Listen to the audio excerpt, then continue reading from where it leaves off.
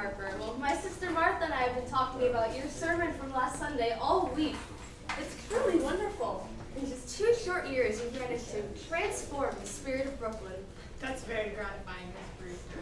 Yes, well, growing up to a church all our lives, we've seen ministers come and go, and the spirit of Brooklyn, as we believe, is friendliness, and your sermons aren't so much as sermons, but more as friendly talks. Personally, I've always enjoyed my talks with Cardinal Gibbons. Or have I met him yet? No, not yet. Aren't the biscuits good? Boy. Dr. Harper, would you like another biscuit? Oh, no thank you. I'm afraid I'll have no appetite for dinner now. I always eat too many of your biscuits just to taste that lovely jam. Oh, but you haven't even tried the quince. We just put a little apple in it to take the tartness out. Oh, no thank you.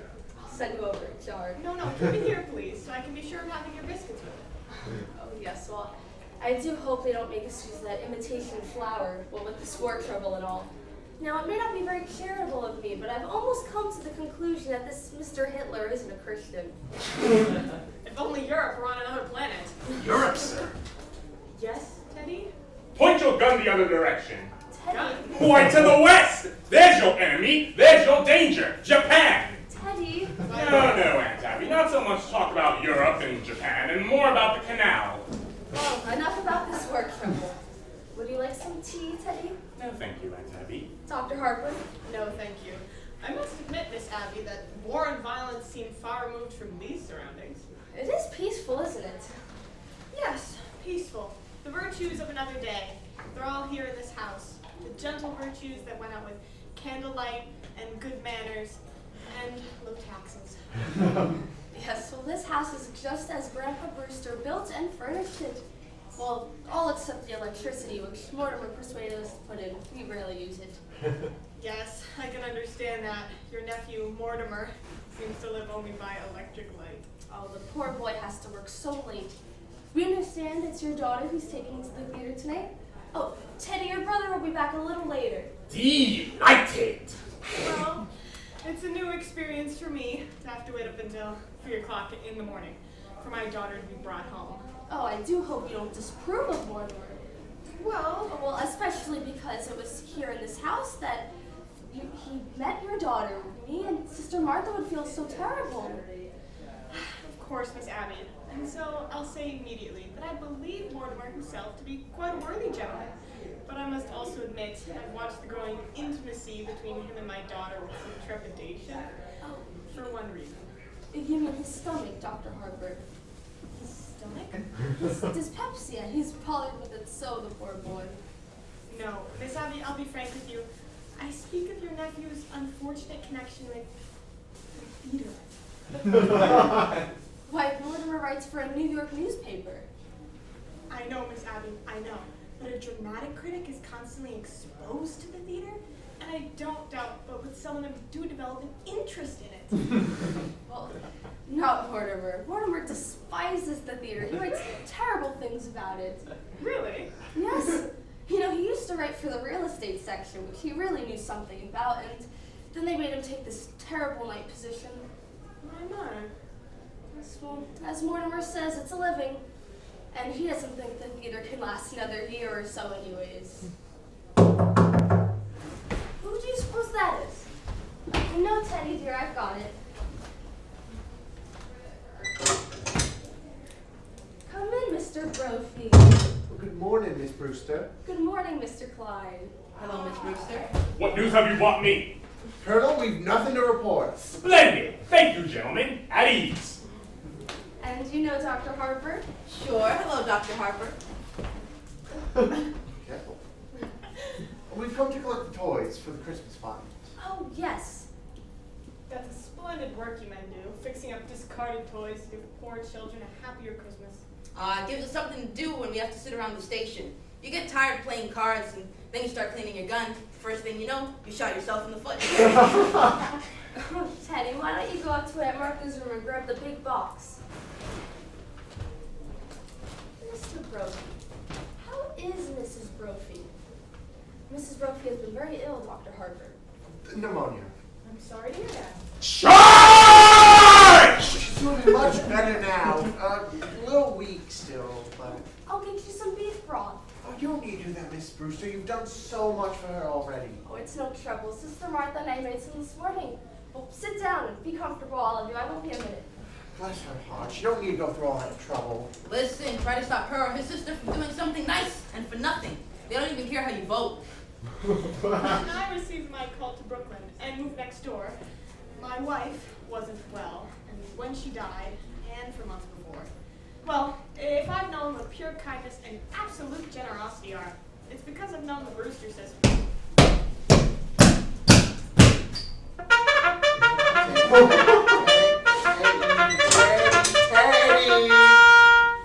Teddy, you said you would not be doing that anymore. But I have to call a cabinet meeting to get the release of those supplies. You used to do that in the middle of the night. Neighbors would be raising Cain with us. They're a little bit scared of him. Oh, well, he's quite harmless. I mean, suppose he does think he's Teddy Roosevelt. There's a lot worse people he could think he was. Damn shame. Nice family like this has no cuckoo. Well, their father, his father, the old girl's brother, was some sort of genius, wasn't he? But then their father, Teddy's grandfather, seems to me he was a little bit crazy too. Yeah, crazy like a damn fox. He made $1 million. Really? Here in Brooklyn? Yep, patent medicine. He was a sort of quack of sorts. Old Sergeant Edwards remembers him. He would use his house here as like a walking clinic. Yeah, and I heard he used to make mistakes occasionally too. Yeah, the department never investigated with him. Said we could use him for autopsy cases, especially, the poison ones. Yeah. Well, whatever it is he did, he left his daughters fixed for life. And thank God for that. Not that they'd spend any of it on themselves.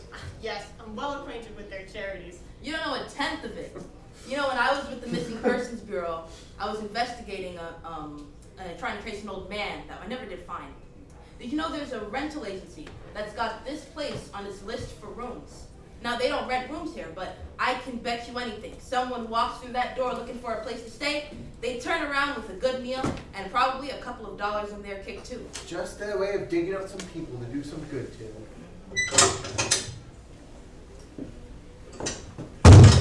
Well, now, isn't this nice? Hello, Miss Martha. How do you do, Mr. Brophy? Dr. Harper? Mr. Klein? How are you, Miss Brewster? We came in to get the Christmas toys. Oh, yes, these are being Navy. We're out. They're all packed. Colonel went upstairs to get them. Says, he needs to hold a cabinet meeting first. Oh, yes, of course. I hope Mrs. Brophy's better. Oh, yes, she's doing much better. Your sister just went to get some soup for her now. We made it this morning. I just took some to a poor old man that broke ever so many bones. Oh, Sister Martha, how is Mr. Beninsky? Well, it's quite serious, I'm afraid. The doctor was there. He's going to amputate in the morning. Can we be present? No. I asked, but it's against the rules of the hospital. Oh, you couldn't be of any service, and you must spare yourself something. Oh, Mr. Brophy, here's the soup. Make sure it's good and hot. Oh, yes, ma'am. These will do just nicely. That O'Malley kid, nuts about soldiers. That's General Miles. I retired him. What's this? The organ? Teddy! The organ goes to Australia. Teddy? No, I've given my word to fighting Bob Evans. Teddy! Look, what's the difference? What kid gets it? Bobby Evans, Izzy Cohen. We'll run along, ma'am, and thank you very much. Not at all.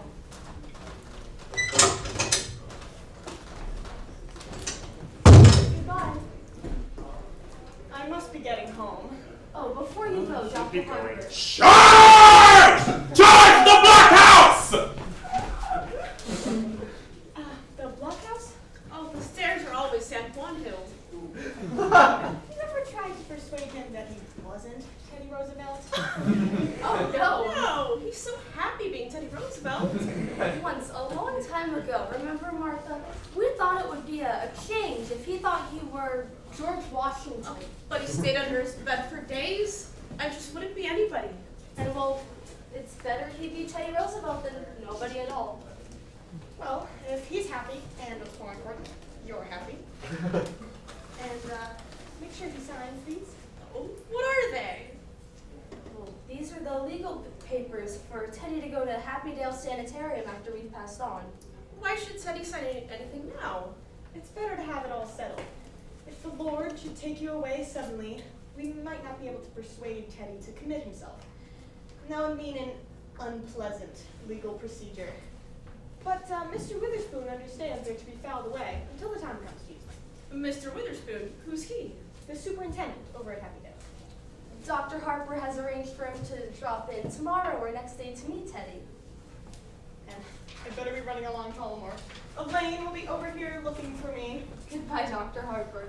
Oh, and give our love to Elaine. And please don't think harshly for Mortimer being a dramatic critic. Somebody has to do those things.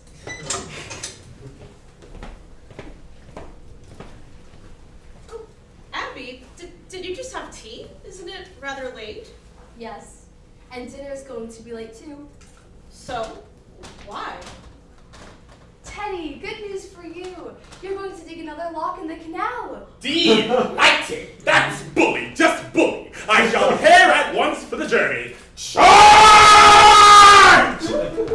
Abby, while I was out. Well, I didn't know when you'd be back and Dr. Harper was coming over. Oh, but all by yourself? I got along fine. I'll run right downstairs and see. Oh, no, there wasn't much time when I was all alone. Well, Martha, just look in the window seat. Oh, it's Elaine. Come in. Good afternoon, Miss Abby. Good afternoon, Miss Martha. Is Father here? oh no, dear, he left just this minute. Didn't you meet him? No, I took the shortcut through the cemetery. Has Mortimer come back yet? No, dear. Oh, he asked me to meet him here. Do you mind if I wait? Not at all. Please sit down. Oh, but we must speak to Mortimer about doing this to you. Well, doing what? Well, when a gentleman is taking out a young lady, you should call for her at her house. Oh, there's something about calling for a girl at a parsonage that discourages any man who doesn't embroider. Well, still, he's doing this too much. We're going to speak to him. Oh, please don't. After young men whose idea of nightlife was to take me to a prayer meeting, it's wonderful to go to the theater almost every night of my life. Well, it is comforting for us too, because if Mortimer asks to see some of those plays he has to see, at least he's next to a minister's daughter. Oh, Elaine, what you must think of us not having tea cleared away by this time. Oh, that's all right. Father must have been surprised not to find me here. I better run over and say goodnight to him. Abby, don't bother with anything in the kitchen. I'll be right there when Mortimer's here. He should be here any minute now, dear. When Mortimer comes, you tell him I'll be right back. Hello, Mort. Hello, Elaine. And Martha! Mortimer! Oh, Abby, Mortimer's here. Were you going somewhere? I was just going to tell Father not to wait up for me. I didn't know that was still being done, even in Brooklyn. Mortimer! And Abby. How are you, dear? All right. And you look well. You haven't changed much since yesterday. Oh my goodness, it's only been since yesterday. Well, we're seeing a great deal of you lately. Come, sit down. Oh, Abby, haven't we something to do in the kitchen? Huh? You know, the tea things? Oh, yes. Yes, the tea things. Well, you two, just make yourselves comfortable. Just make yourselves at home.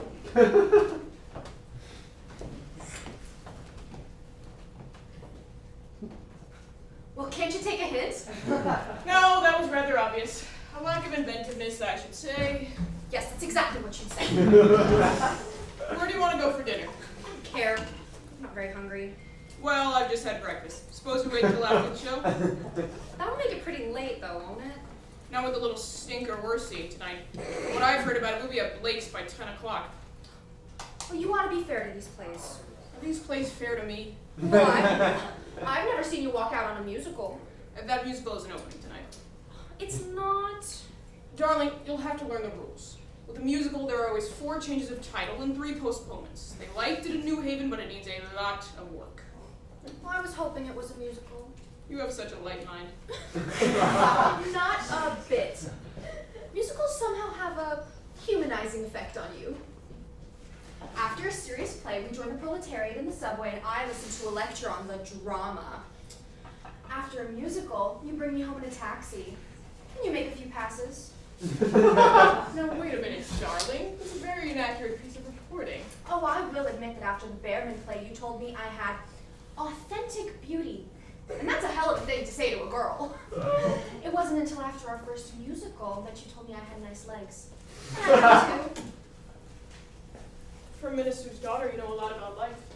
Where'd you learn it? The choir loft. I was thinking sometime, darling.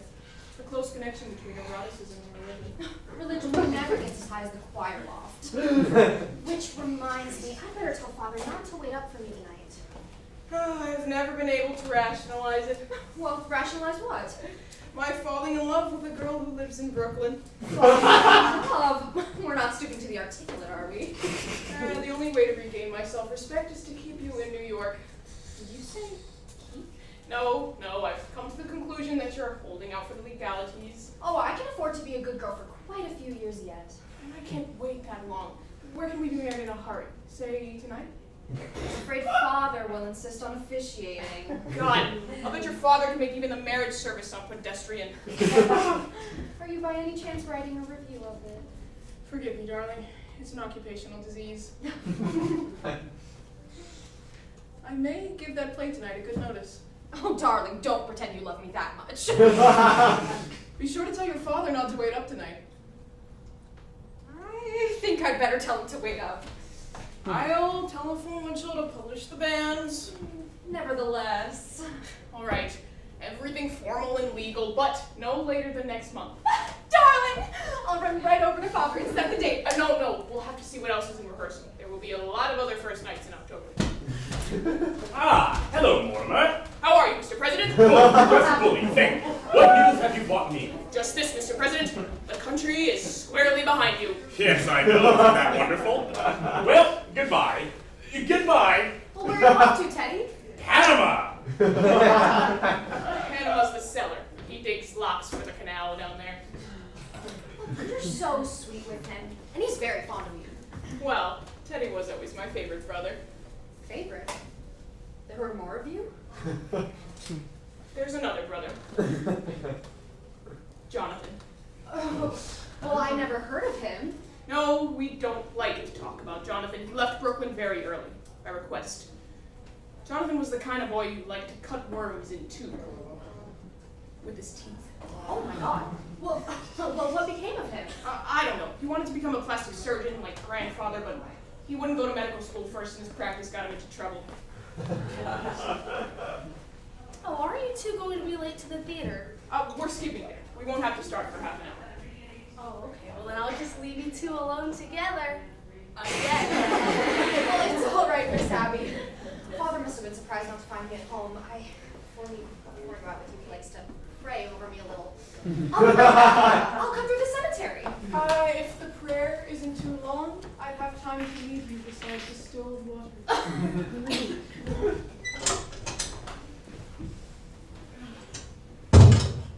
Mortimer, that's the first time I've ever heard you quote the Bible. I knew that Lee would be a good influence on you. Well, I am going to marry her. Oh, Martha! Martha, come on out here. I have the most wonderful news. Mortimer's engaged to be married. Married? Oh, Mortimer! And we'd hope it happened just like this. Well, Elaine must be the happiest girl in the world. Happy? Just look at her leaping over those gravestones. Say, what's that? Oh, what's what, dear? See that statue? That's a Harandinata Carnea. Oh, no, dear. That's Emma B. Stout ascending to heaven. No. Standing on Miss Stout's left ear. That bird. That's a red-crested swallow. I've only ever seen one of those before in my life. How could you be thinking about a bird at a time like this? You've just become engaged. It's a vanishing species. Thoreau was very fond of them. Oh, which reminds me, I left a large envelope here last week. It was one of the chapters of my book on Thoreau. Have you seen it? Well, if you left it here, it must be here somewhere. Well, isn't there anything else you could tell us about the engagement? What are your plans? Anything else about Elaine? Elaine? Oh, yes, Elaine thought it was brilliant. What was, dear? My chapter on Thoreau. Well, I think when Elaine comes back, we ought to have a little celebration. We should drink to your happiness. Martha, do we still have some of that Lady Baltimore cake left? Oh, yes. And I'll open a bottle of wine. And to think it happened in this room. Yeah, where could I have put that? Well, I do hope with your fiancé beside you tonight, the play could at least be something you enjoy. Maybe even something romantic. What's it called? Murder will out. Oh, dear. Yeah. When the curtain comes up, the first thing you'll see will be a dead body.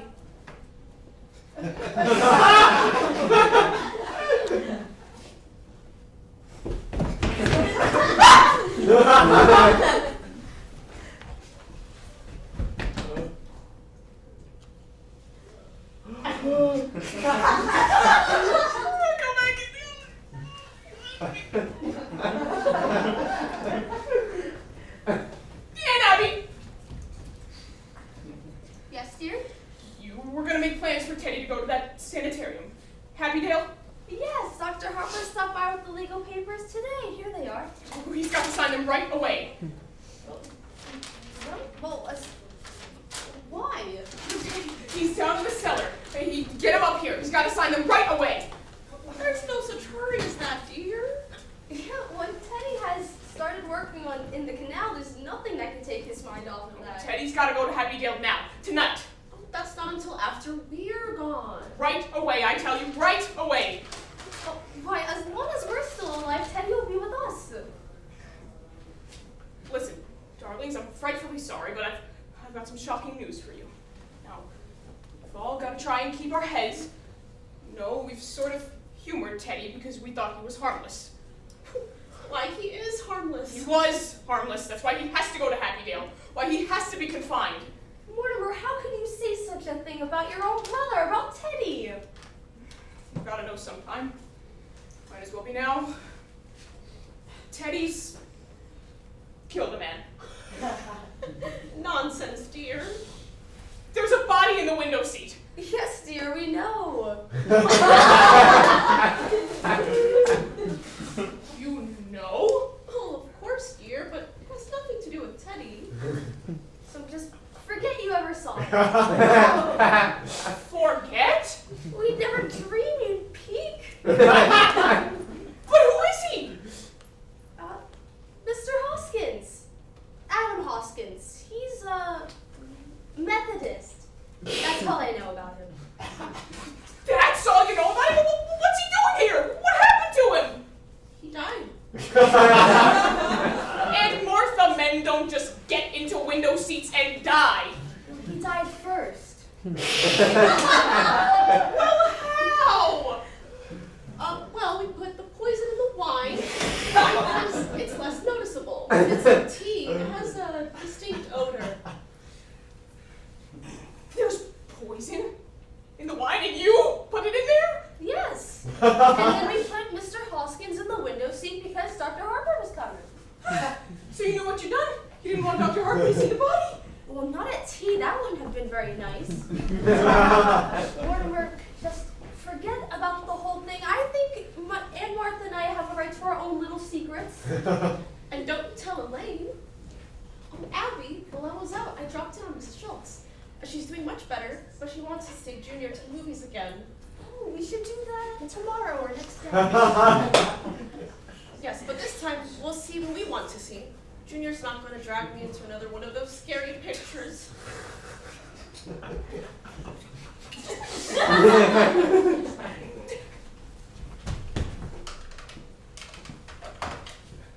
City desk. Hello, Al. Do you know who this is? That's right. Say, Al, when I left the office, I told you where I was going, remember? Well, where did I say? Well, it would take me about a half an hour to get to Brooklyn. What time have you got? That's right. I must be here. Aunt Abby and Martha, come in here. What are we going to do? What are we going to do? What are we going to do about what, dear? There's my body in there. Yes, Mr. Hoskins. Well, I can't turn you over to the police, but what am I going to do? Well, for one thing, dear, stop being so excited. For pity's sake, stop worrying. We told you to forget the whole thing. Forget? My dear Aunt Abby, can't I make you realize that something has to be done? Mortimer, you behave yourself. You are much too old to be flying off But Mr. Hotchkiss! Hoskins, dear.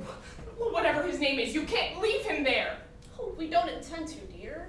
Oh, Teddy's digging in the cellar now. You mean you're going to bury Mr. Hotchkiss in the cellar? Of course, that's what we did with the others. Others? The other gentleman. You say others. You mean others more than one? Others?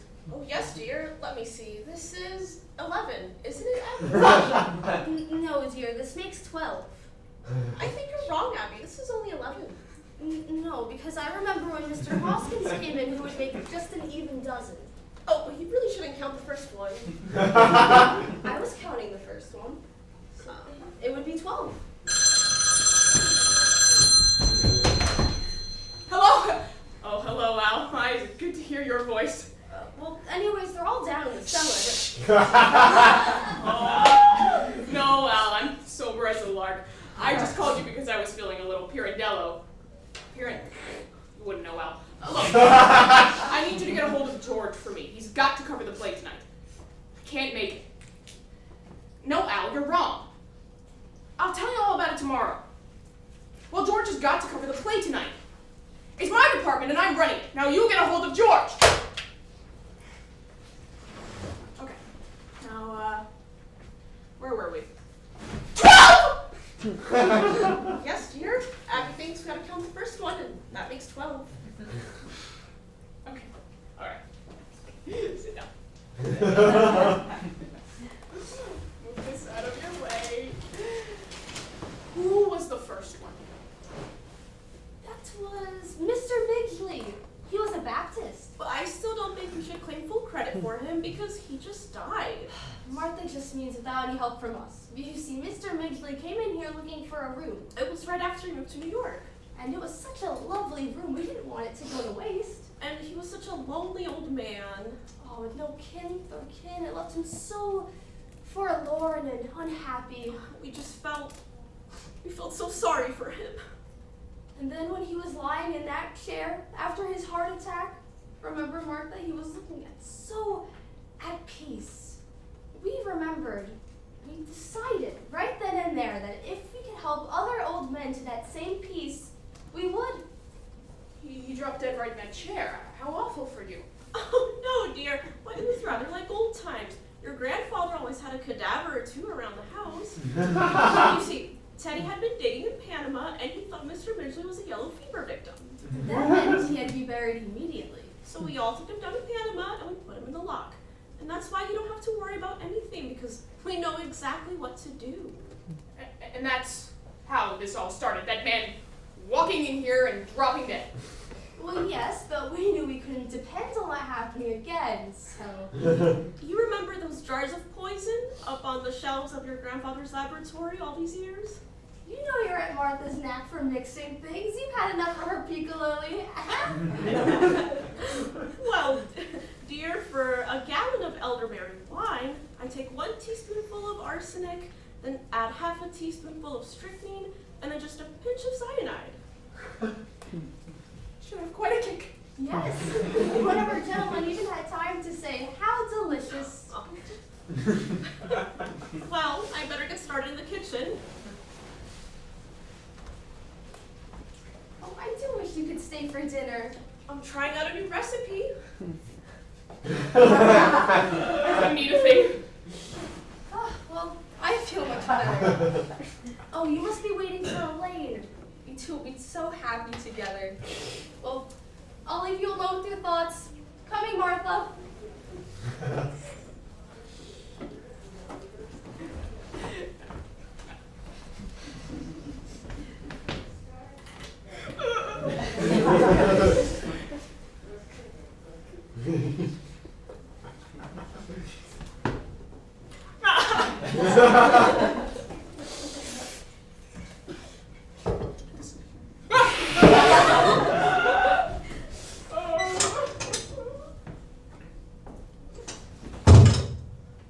Oh, it's you. Well, don't be cross, darling. Now, Father could see I was excited, so I told him about us, and that made it hard for me to get away. But listen, he's not going to wait up for me tonight. Now you run along home, Elaine, and I'll call you up tomorrow. Tomorrow? No, I always call you up every day or two. But we're going to the theater tonight. No, we're not. Well, why not? Elaine, something's come up. What? Mortimer? You've lost your job! Oh my god! Oh my God! I'm just not covering that play tonight. Now you run along home, Elaine. But I've got to know what's happened. Certainly you can tell me. No, dear, I can't. But if we're going to be married... Married? Have you forgotten that not 5 minutes ago you proposed to me? I did? Oh, yes, well, as far as I know, that's still on. Now you run along home, Elaine, and I'll try to do something. Listen. You can't go proposing to me 1 minute and throwing me out of the house the next. I'm not throwing you out of the house, darling. Will you get out of here? I will not get out of here!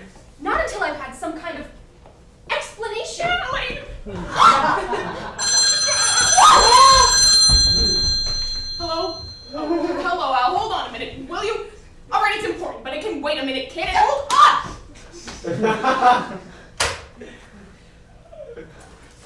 Look, Elaine, you're a sweet girl, and I love you. But I've got something on my mind now, and I want you to go home and wait until I call you. Oh, don't try to be masterful. When we're married and I have problems to face, I hope you're less tedious and uninspired.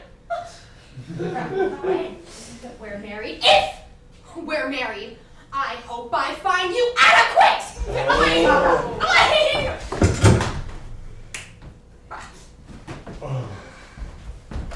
Hello? Al? Hello?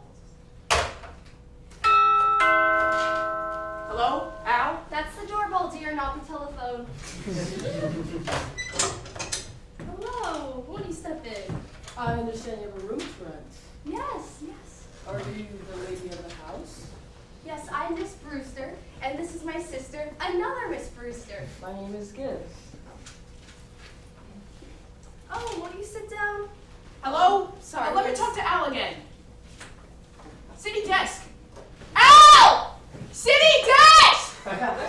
What? Oh, I'm sorry, wrong number. May I see the room? Why don't we sit down a minute first and let's get acquainted? Oh, that won't do much if I don't like the room. Are you from Brooklyn? Haven't got a home, live in a hotel. Don't like it. Hello? City desk. Are your family Brooklyn people? Haven't got any family. All alone in the world? Yep.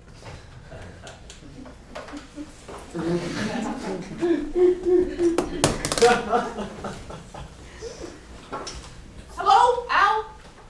Mort, we got cut off. Look, Al, I can't cover the play tonight. That's all there is to it. I can't.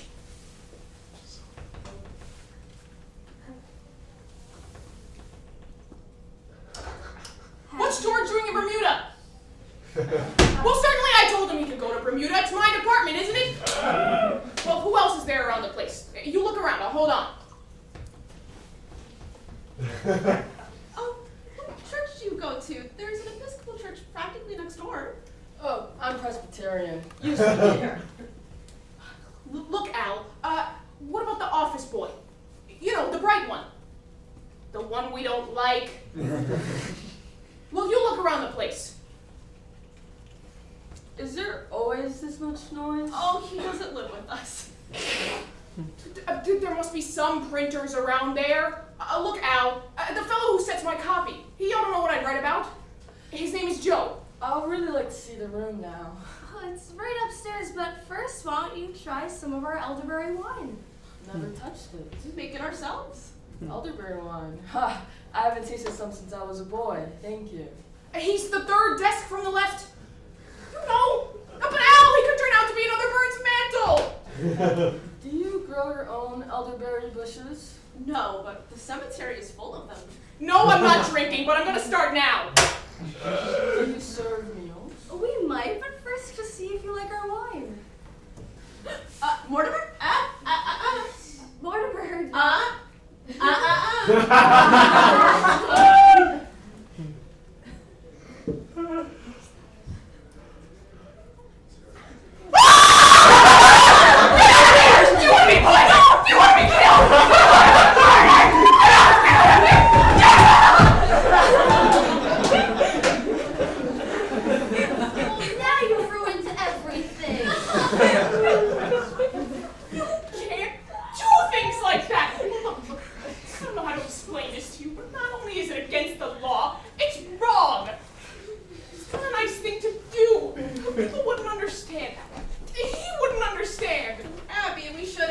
Mortimer, well, what I mean is, this has developed into a very bad habit. Mortimer, we don't interfere with what you like to do, so I don't see why you should interfere with us.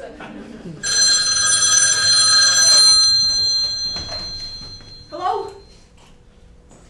Oh, well, right out. I'll see the first act and I'll pan the hell out of it. Now, look, you gotta do something for me. Get a hold of O'Brien, our lawyer, the head of our legal department. Have him meet me at the theater. Don't let me down. Okay, I'm starting now. Just look, I've gotta go to the theater. Can't get out of it. But before I go, will you promise me something? You'd have to know what it was first. I love you very much, and I know you love me. You know I would do anything in the world for you, and I want you to do just this little thing for me.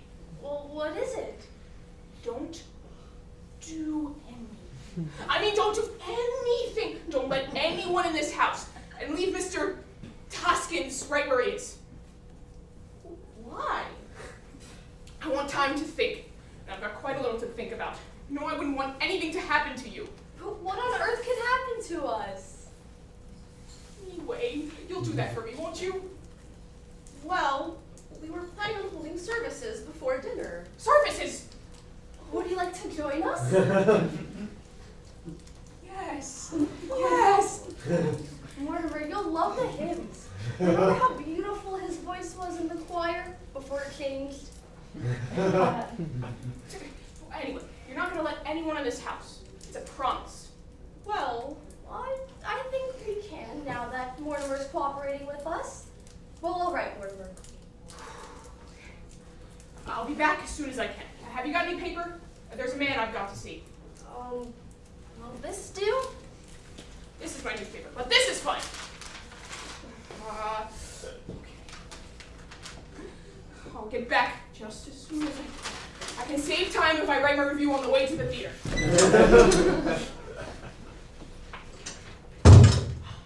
Mortimer didn't seem quite himself today. Yes, well, I think I know why. Why? Well, he's just become engaged. Now, to make any man a little nervous. I'm so happy for Elaine, and their honeymoon ought to give Mortimer a real vacation.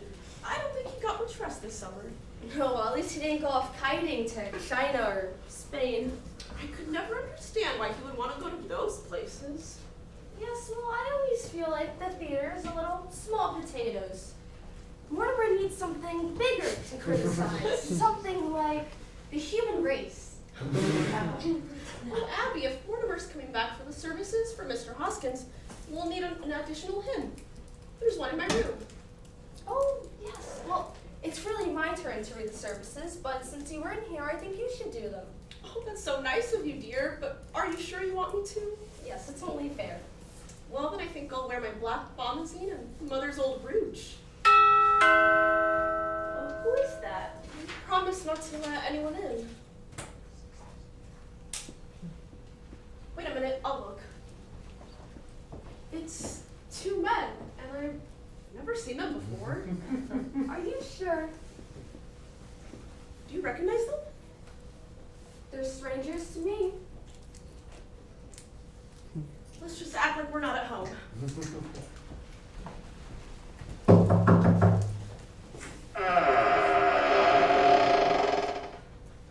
Come in, Doctor.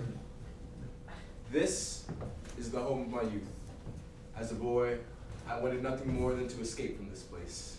Now, I'm happy to escape back into it. Yeah, Choni, it's a fine hideout. The family must still live here. There's something so unmistakably Brewster about the Brewsters. I hope there's a fat calf awaiting the return of the prodigal. Yeah, I'm hungry. Oh, look, Choni, there's vine here. As though we were expected. A good omen. Who are you? What are you doing here? Why, Aunt Abby! Martha! It's Jonathan! You, get out of here! No, you are not Jonathan. Get out. But I am Jonathan. Your nephew, Jonathan? No, you are nothing like our nephew, so just get out of here. I am Jonathan. And this is Dr. Einstein. That's not Dr. Einstein either. Not Dr. Albert Einstein, Dr. Herman Einstein. Just get out, the both of you. I see you still have the garnet ring Grandma Brewster brought from London. And you, Aunt Martha, still the high collar to hide where the scar where grandfather's acid burned you. His voice is like Jonathan's. Have you been in an accident? My face, no. Dr. Einstein is responsible for that. He's a plastic surgeon. He changes people's faces. But I've seen that face before. Oh, Abby, remember when we went to the movies with the little Schultz boy and I was so frightened? It was that same face. Easy, Johnny, easy. Listen, ladies, the last 5 years, I give Johnny 3 new faces. I'll give him a new one right away. This last face of that picture, I saw it too, just before I operate. And I was intoxicated. You see what you did to me, doctor? You see what you've done? Not even my own family can- Johnny, you're home in this lovely house. How often he tells me about Brooklyn, about this house, about his aunts that he loves very much.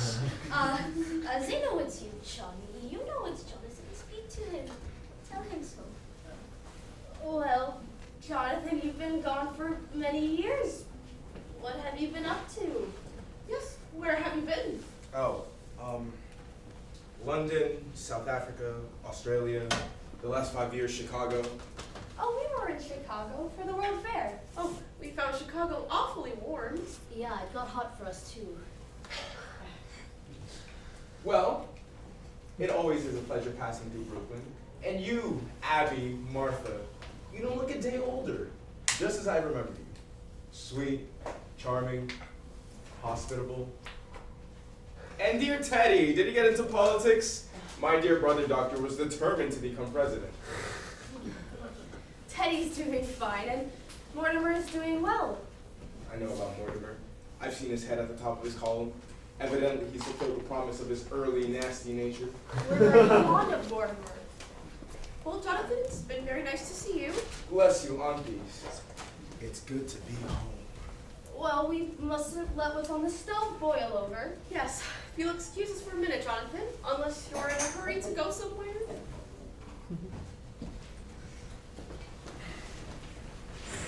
Well, Johnny, where do we go from here? We have got to seek fast. The police have got pictures of that face. Oh, I gotta operate on you right away. We gotta find some place for that. And we gotta find some place for Mr. Spinozzo, too. Forget about that rat. But Johnny, we got a hot stick on our hands. Forget about Mr. Spinozzo. Johnny, you can't leave a dead body in the rumble seats.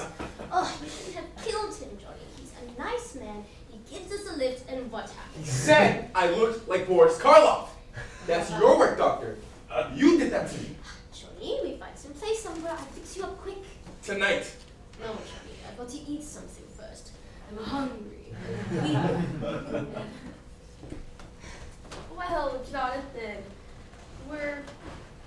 it was so nice of you to stop by and say hello, but, you were never happy while you were in this house, and we were never happy while you were in this house. We've just come in to say goodbye. My dear Aunt Abby, well, I can't say your feelings towards me come as any surprise. I've spent a great many years regretting the heartaches I must have given you as a boy. You were quite a trial to us, Jonathan. But my greatest disappointment is for Dr. Einstein. Why, I promised him, no matter how rushed we were in passing, that we would stop by for one of Aunt Martha's famous home-cooked dinners. Oh. Well, there wouldn't be enough. Well, Abby, it's a pretty good-sized pot roast. Pot roast? I think it's the least we can do. Bless you, Aunt Martha. We'll stay to dinner. Martha, I'll help you in the kitchen. Jonathan, if you want to freshen up, you could do so in Grandfather's old lavatory. Is that still there? Yes, just as he left it. Well, I'll go help Aunt Martha, since we're all in a hurry. Grandfather's laboratory. You hear that, doctor? Perfect place for an operation. Too bad we can't use it. And when you're done with me, well, just think of it. We could make a fortune here.